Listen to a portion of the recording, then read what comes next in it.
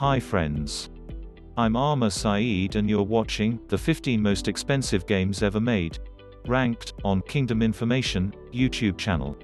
Please like this video and subscribe the channel for latest stories, updates and articles on daily basis. It may not be something you think of too often, but making a game can be a pretty pricey endeavor. The bigger the project, the more resources are put into a game's development. That often ends up costing developers millions of dollars. With so much being spent on making these titles, you can start to understand just how much pressure there is to make a product that's going to sell. Number 1. Grand Theft Auto V $265 million. One of the biggest releases of this decade, it's no surprise seeing GTA 5 where it is on this list.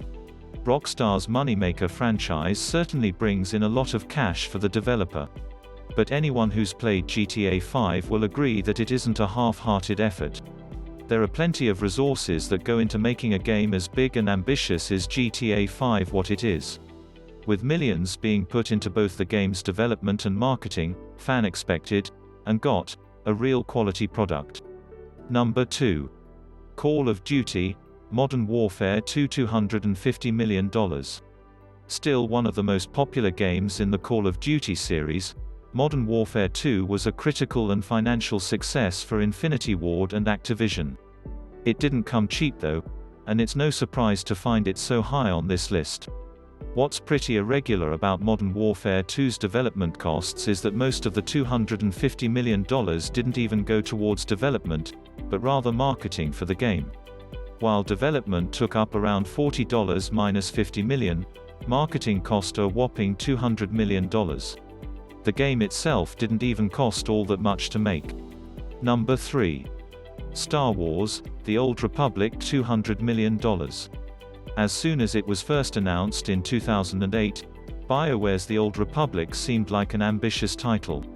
The game promised so many features and so much exploration and choice that would make any gamer want to become a Jedi.